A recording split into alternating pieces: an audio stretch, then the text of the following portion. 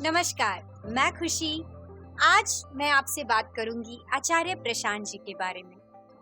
बहुत ही अच्छा बोलते हैं, बहुत रैशनल बोलते हैं। उनकी कुछ वीडियोस मैंने देखी, मुझे बहुत अच्छी लगी। लेकिन एक बात जो अपने बहुत सारे वीडियोस में वो लगातार बोल रहे हैं, वो मुझे लगता है कि गलत मैसेज दे रही हैं और लोग उससे बहुत मिसअंडरस्टैंड कर सकते हैं बात को। वो बात है कि वो कहते हैं ध्यान कोई बैठ के करने की चीज नहीं है। जब ऐसे बैठ गए पालथी मार करके, तब तो बेचैनी अपने आप ही शांत हो जाती है, छुप जाती है, बल्कि पता ही नहीं चलेगी। तो ये तो ध्यान करने का कोई अच्छा तरीका हुआ ही नहीं कि सब काम धंधे छोड़ के पालथी मार के बैठ गए और कह रहे हैं ध्यान कर रहे हैं। ध्यान जो है वो दिन भर करने की चीज है, दिन भर घटना चाहिए। ठीक बात है, मैं भी यही कहती हूँ कि ध्यान पूरे दिन करने की चीज है और इसीलिए मैंने अवेयरनेस काउंट ग्रुप भी बनाया है।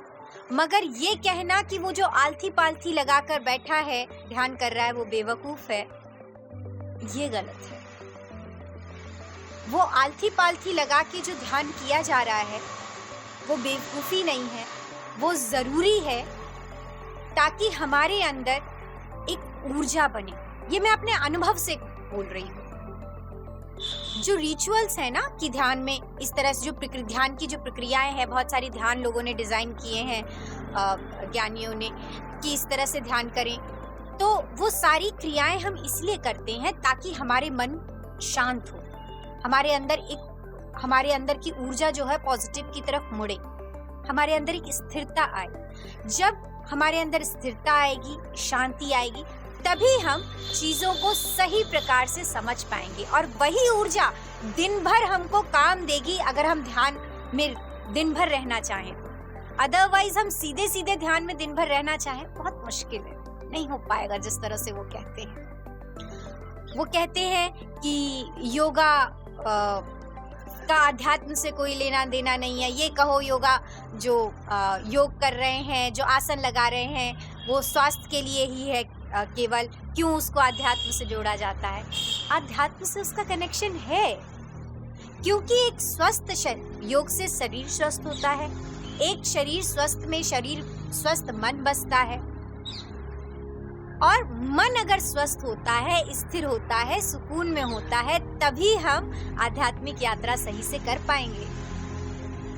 वो ये भी बात मान रहे हैं कि स्वस्थ लोग ये बोलते हैं कि स्वस्थ शरीर में स्वस्थ मन होता है, लेकिन फिर भी वो ये कह रहे हैं कि आध्यात्म से इसका कनेक्शन नहीं है। कनेक्शन है, हमारा स्वस्थ रहना बहुत जरूरी है। कोई किसी भी यात्रा के लिए, चाहे हम संसार में यात्रा करें, चाहे आध्यात्म की यात्रा करें, एक स्वस्थ शरीर से ही दोनों यात्राएं हो सकती हैं। इसलिए योग जरूरी है, ध्यान की क्रियाएं जरूरी है। जिस लेवल पे हम हैं, वो एक्चुअली जो बात करते हैं ना, वो शास्त्रों से बात करते हैं, और शास्त्रों की बातें गलत नहीं है, एकदम सही है, लेकिन एक लेवल के बाद शास्त्रों की बातें काम आती हैं। वो शास्त्र समझने के लिए भी हमको वो ऊर्जा चाहिए, वो स्थिरता चाहिए। हमको ध्यान की जरूरत तब तक है जब तक हम में स्थिरता नहीं आ जाती, तब तक हमको ध्यान की क्रिया करनी पड़ेगी। जब वो हमारे अंदर स्थिरता आ जाएगी तो हमारा पूरा जीवन ध्यान हो जाएगा, ये बात सही है, लेकिन हो जाएगा। हम अभी उस लेवल पे नहीं हैं। बहुत मुझे लगता है 1% भी ऐसे लोग नहीं होंगे जो एक्चुअली उस लेवल में ही जन्म लेते होंगे कि जिन्हें ध्यान करने की जरूरत नहीं है, मन पहले से ही स्थिर है और हमेशा जीवन ध्यान की तरफ चल रहा है। और वो उस 1% या 0.5% लोगों की बात सब पे अप्लाई करने लगते हैं। सब पे काम नहीं करेगी। उनकी बातें सुन के ध्यान मत छोड़िएगा। मैं अपने अनुभव से आपको ये बता रही हूँ। मैं उनको क्रिटिसाइज करना मेरा मकसद नहीं है। मेरा मकसद ये है कि मुझे ध्यान ने बहुत कुछ दिया है और मैं आपको ये बताऊं कि ध्यान ने मतलब बैठ के ध्यान करना। बिल्कुल मैं रिचुअल्स की बात कर रही हूँ। बैठ जो ध्यान की क्रियाएं होती हैं वो ध्यान, वही ध्यान बनाने में हमको ध्यान तक, वो ध्यान नहीं होती। मैं जानती हूँ कि वो क्रियाएं हैं, वो सिर्फ क्रियाएं हैं, लेकिन वो मन को शांत करती है। उसी शांत मन में आप ध्यान की तरफ बढ़ सकते हैं। मैंने उनको सुना तो मैंने सोचा कि अच्छा ये कौन सी चीजें ये योग को नकार रहे हैं, ये बैठ के ध्यान करने को नकार रहे हैं, तो फिर ये किस तरह से ये कहते हैं कि परमात्मा मिलेगा। तो मैंने जाना कि वो शास्त्र वगैरह पढ़ने के लिए कहते हैं, उपनिषद वगैरह पढ़ने के लिए कहते हैं, या पढ़ाते हैं, उनका अर्थ समझाते हैं। आपको मैं बताऊं, केवल किताबें पढ़ने से कभी भी ज्ञान आ जाएगा, लेकिन उतरेगा नहीं अंदर। उतरेगा ध्यान करने से। अशांत मन में कभी भी कोई भी शास्त्र, उपनिषद, गीता नहीं घुस सकती। वरना सारे के सारे जो पंडित है ना, द्विवेदी, सॉरी मैं किसी कास्ट को नहीं बोल रही हूँ, जिन्होंने 3 वेद पढ़े, 4 वेद पढ़े, तो त्रिवेदी चतुर्वेदी हो गए, 3 वेद पढ़ने वाले, 4 वेद पढ़ने वाले लोग सब ज्ञानी होते, सब अहंकार मुक्त होते। लेकिन हम जानते हैं कि क्या हाल है एक्चुअली। जो केवल ज्ञान होता है, वो उनको ज्ञान का अहंकार हो जाता है, ज्ञान अंदर नहीं होता है। हम पानी की कहानी कितनी भी सुन लें, पानी के बारे में बहुत सारी नॉलेज जमा कर लें, पानी का हिस्ट्री जान ले, लेकिन उससे प्यास नहीं बुझेगी। उसके लिए पानी पीना पड़ेगा। वो हमारे अंदर जब तक नहीं उतरेगा ना, तब तक नहीं वो काम आने वाला है कुछ भी। तो मैं ये नहीं कह रही कि आप उनकी बातें मत सुनिए, उनकी बातें बहुत अच्छी हैं, शास्त्र से आती हैं, सत्संग है, लेकिन उनकी बातें सुन के ध्यान मत छोड़िए। दूसरी और एक उनके वीडियो में मैंने ये सुना कि वो किसी से कह रहे हैं, किसी ने उनसे कहा कि मैंने नाइट शिफ्ट की ड्यूटी कर ली, जिसकी वजह से मेरा ध्यान टूट गया, मैं ध्यान उतने अच्छे से नहीं कर पा रहा। तो कह रहे तुम्हारा कैसा ध्यान है कि तुमने ऐसी गलत चीज़ चुन ली, तुमने नाइट शिफ्ट चुनी कैसे, तुम्हारे ध्यान ने ऐसी गलत चीज़ तुमको चुनने कैसे दी। अरे भैया, पहले आदमी पेट भरेगा। जो नाइट ड्यूटी लिया है उसको भी पता है कि वो कष्ट करके होती है नाइट ड्यूटी, दिक्कत होती है नाइट ड्यूटी करने में, फिर भी उसने लिया, उसकी ज़रूरत है। तो और पहले वो अपनी ज़रूरत पूरी करेगा। वैसे भी लेवल्स है ना, पहले हम अपनी जो ज़रूरतें हैं वो उसको पूरी करते हैं और उसके बाद ध्यान करते हैं। तो किसी की बात सुन के हम अपनी नौकरी छोड़ दें, अपना घर परिवार छोड़ दें, ये सब काम मत कीजिएगा। वरना जिस शांति को हम खोज रहे हैं, हम और अशांत हो जाएंगे। हमको पहले अपनी ज़रूरतें पूरी करनी है, बेसिक जो ज़रूरतें हैं, उसके बाद मेडिटेशंस करने हैं, जिससे हमारे अंदर मन शांत हो। उसके बाद हमको शास्त्र समझ में आएगा, उसी के बाद हमको जीवन समझ में आएगा। एक और जगह उन्होंने बात की है, संदीप माहेश्वरी का उदाहरण देकर किसी ने बताया कि संदीप माहेश्वरी ने कहा कि कान में ठेप्पी लगा के वो जो आवाज़ सुनाई देती है, जिसको अनहद कहते हैं, साउंड ऑफ साइलेंस कहते हैं संदीप माहेश्वरी उसको सुनने से शांति मिलती है। तो ये करना चाहिए कि नहीं करना चाहिए? तो उन्होंने, आचार्य जी ने इसको पूरी तरह से नकार दिया। उन्होंने कहा कि ये सब एकदम बकवास है, ये सब करने से कुछ नहीं होता, और इससे जो शांति मिलती है वो शांति भी खतरनाक है, क्योंकि ये शांति टूट जाती है। क्या है? कुछ फालतू का बुद्धि विलास। मेडिटेशन किसी बाहरी या किसी अंदरूनी आवाज पर थोड़ी ही करा जाता है पागल। जो भीतर बैठा है ध्यानी,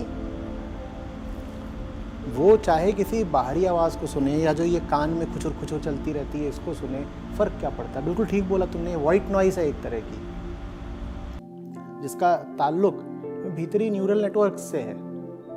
इसके लिए तो तुमको जाना चाहिए किसी न्यूरोलॉजिस्ट के पास, वो तुमको बता देगा कि ये जो कान में आवाज़ चलती रहती है इसकी कोई आध्यात्मिक महत्ता कहाँ से हो गई।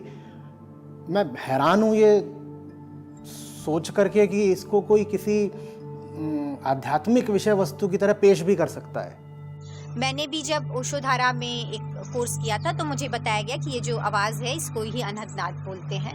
मुझे इस बात से कोई विरोध नहीं है कि इसको अनहदनाद बोलते हो या फिर ये सच में न्यूरॉन्स की आवाज़ हो, कुछ भी, कोई भी बात सच हो सकती है, मुझे नहीं मालूम। लेकिन ये बात सच है कि इस पर कॉन्सेंट्रेट करके अगर आपको शांति मिलती है, अगर आपका मन शांत होता है, तो ये बकवास नहीं है ना। उस बंदे ने ये पूछा भी कि अगर हमको शांति मिले तो क्या दिक्कत है इसको सुनने या करने से? तो कोई दिक्कत नहीं है। उनका कहना है कि नहीं करना चाहिए क्योंकि शांति टूट जाती है। ये बात सच है कि हम कोई भी ध्यान करते हैं, क्रिया करते हैं, मन शांत होता है, फिर हम संसार में जाते हैं, फिर वापस हमारा मन अशांत हो जाता है। लेकिन धीरे धीरे धीरे धीरे वो जो ऊर्जा जमा होती है ना, वो धीरे धीरे हमको शांत करते जाती है। दिन पर दिन हम एक लंबे समय में ध्यान करते करते पहले से बेहतर होते जाते हैं। या करके देखिए, और अगर आप कुछ नहीं करेंगे, सीधे इमेजिन करेंगे कि हम शास्त्र पढ़ लिए और हम ज्ञानी हो गए, और शास्त्र पढ़ने से केवल सत्संग जरूरी है, लेकिन केवल सत्संग से नहीं होता है ना।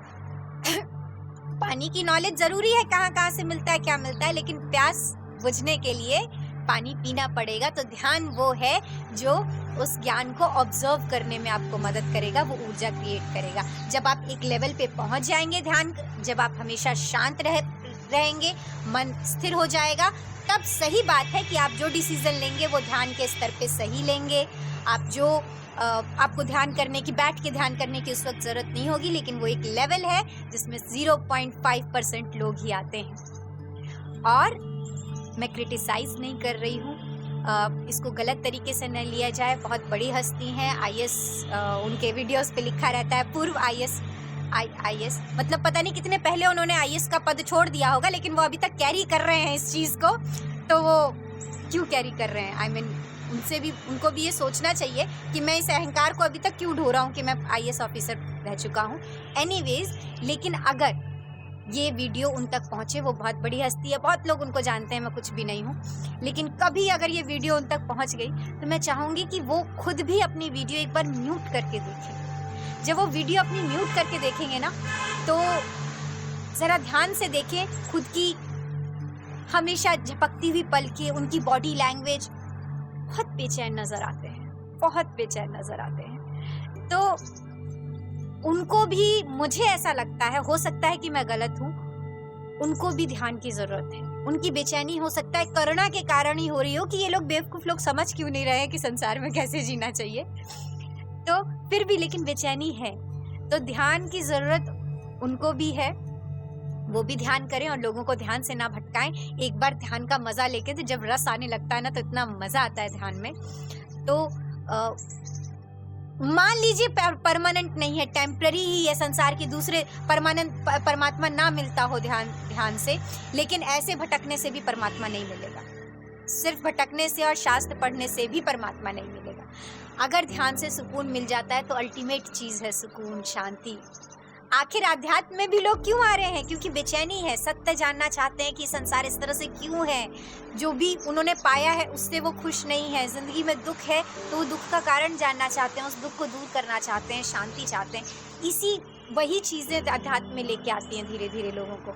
तो अगर इसमें आके ध्यान करने से शांति मिल रही है तो क्यों भटकना? ध्यान से कीजिए, ऊर्जा होगी, धीरे धीरे जमा होगी। ध्यान करने से क्रोध, मैं मानती हूँ कि आप ध्यान करोगे और क्रोध आपका गायब नहीं हो जाएगा, लेकिन धीरे धीरे ड्यूरेशन कम होगा। पहले बहुत देर तक क्रोध आता था, बहुत ज़्यादा आता था, तो थोड़ा कम होगा, है ना। बहुत देर तक किसी पर गुस्सा रहता तो थोड़ी कम देर रहेगा। अगर 5 दिन तक हम किसी से द्वेष भावना में रहते थे तो 1 दिन तक रहेंगे। धीरे धीरे कमी होती जाएगी, जीवन सुधरता है। ये मेरा अपना अनुभव है। बहुत प्यारा होते जाता है जीवन, हम अंदर से शांत होते जाते हैं। ध्यान सही दिशा में हो अगर, तो ध्यान की दिशा सही होनी जरूरी है। तो मैं किसी का भी विरोध नहीं कर रही। आचार्य प्रशांत जी से बहुत प्रेम है, बहुत अच्छा बोलते हैं, बहुत अच्छी बातें लोग बनाए। उनकी उनका सत्संग, उन बातें अच्छा। उनका एक वीडियो है जो मैं आपको रेफर करना चाहूँगी, जो बहुत अच्छा बोले हैं वो, जिसमें किसी ने एक क्वेश्चन पूछा है, आप टाइप करके खोज लीजिएगा, कि सांसें जो हैं वो हमेशा चलती रहती हैं, ध्यान हमेशा क्यों नहीं चलता है। उन्होंने बहुत ही खूबसूरती से इस बात का जवाब दिया है। वो वीडियो मुझे बहुत पसंद है। लेकिन उस वीडियो में भी फिर लास्ट में आते आते वो कहने लगे कि बैठ के ध्यान करने से कुछ नहीं होता। अरे होता है।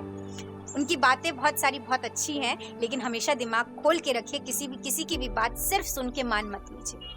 अपना अनुभव से बात मानिए, अपना अनुभव कीजिए जीवन में, वही अनुभव आपको काम देगा। बातें काम नहीं देंगी, शास्त्र काम नहीं देगा। पानी पीजिए तो प्यास मिटेगी, पानी की कहानी सुनने से प्यास नहीं मिटेगी। मैं ये नहीं कह रही कि पानी की कहानी मत सुनिए, ज़रूर सुनिए, ज़रूरत है नॉलेज की, लेकिन नॉलेज अंदर उतरे उसके लिए एब्जॉर्बेंट पावर से। धन्यवाद।